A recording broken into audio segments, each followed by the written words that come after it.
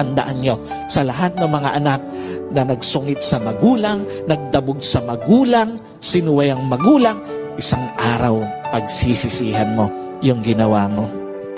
Alam niyo po, lahat ng pangit na ginawa sa magulang, isang araw pagsisisihan ng anak. Lahat ng masakit na ginawa sa magulang, lahat yung pagsisisihan ng anak.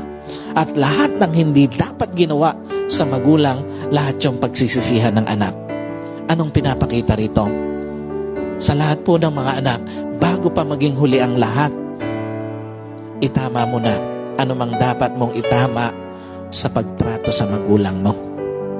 Bago pa mapuno ng pagsisisi ang pakikitungo mo sa magulang mo, itama mo na ang dapat mong itama sa trato sa magulang mo.